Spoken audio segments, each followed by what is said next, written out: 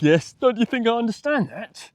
What I'm asking you is who owns my village now?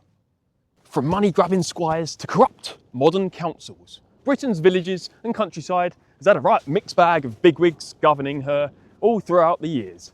And we want to know who, what, when, where, and just why. So let's do what we do best on this marvellous channel of mine and discover yet another story of rural Britain. Let's skedaddle. Where to begin, eh? The medieval period, from the 11th to the 15th century, when most villages were operated under the feudal system. The local lord or noble owned all the land, and all the villagers, known as serfs or villeins, worked in exchange for protection and a place to live. A fair deal, I think. Fun fact break! Did you know that at the time of the Domesday Book in 1086, a whopping 90% of England's population lived in rural areas? And nearly all of the land was controlled by just a few hundred lords. Crazy, isn't it? Crazy how people think we've got wealth inequality now. We don't know how good we've got it. The lord's manor was at the heart of every village, where he or she, joking, women never got a look in, like ever. Make him do the peasant work or something. Where he, or maybe his steward, oversaw everything going on in the village. Think taxes, disputes, even who could marry who. Together with the church played a big role back in those days, managing moral or community queries, although maybe quiz as well back in those days. Ultimately, the two bound communities together, and unity was at the forefront.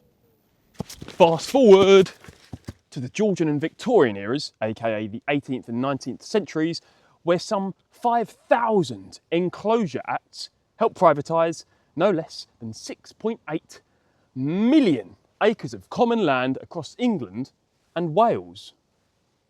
That's about 21% of England. Wealthy landowners consolidated the fields, which actually ended up pushing many smaller farmers off of the land. This led to rural depopulation because villagers just couldn't make ends meet anymore. And by 1901, 77% of England's population lived in urban areas. This is a huge gallop forward from the mere 23% just 100 years before. By this point, villages were controlled almost entirely by a single squire or landowner who owned everything from the pub to the cottages, even the village school, things like that. They pretty much had a monopoly over everything that went on in their village. Good place to be, right? Now, let's jump to the 20th century, when an estimated 80% of land was owned by just 7% of people. And the regime did not like it, man. This bourgeoisie, 7%, to pay them their dues, they did steer a well-oiled ship. Think lords, squires and the like. What they did was they delegated the maintenance of their assets to the vicar, the schoolmaster and things like that. However, sadly, as the century progressed, their dominance really did wane. So, what caused this seemingly everlasting dominance of theirs to fade into nothing? I hear you ask. Well, the introduction of death duties, i.e. inheritance taxes, played a large part, and that was down to the agricultural depression going on during the time of the early 20th century, caused largely down to the rural depopulation the country was seeing, and the looming threat of World War I.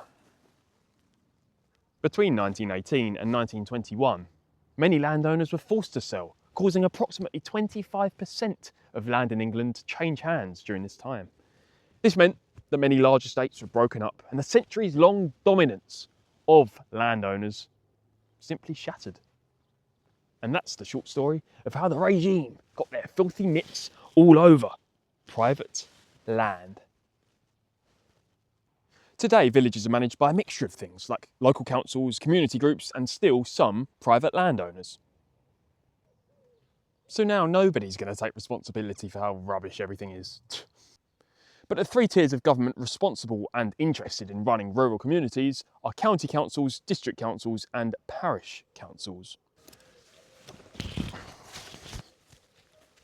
But who actually runs what? Well, recreational grounds, village halls, boundaries and general facilities are managed by parish councils. Waste management, housing applications and environmental health are some of the responsibilities of district councils, while it's county councils lumbered with things like highways maintenance, education and social services.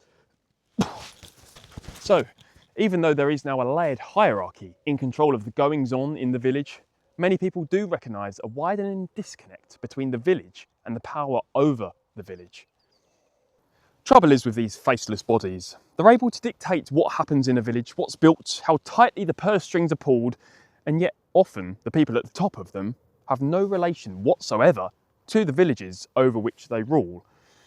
So whereas back in the day the local lord would know the village like the back of his hand, he'd talk with residents week in, week out, and he'd really have a finger on the pulse as to what should or should not happen in the village.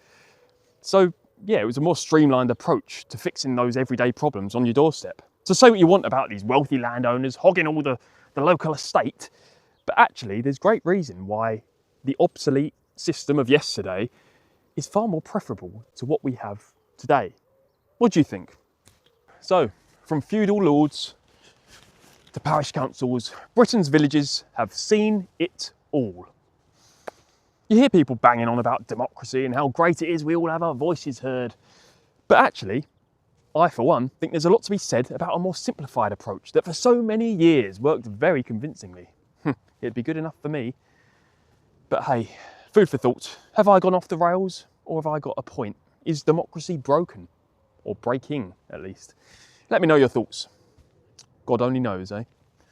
But until then, see you soon.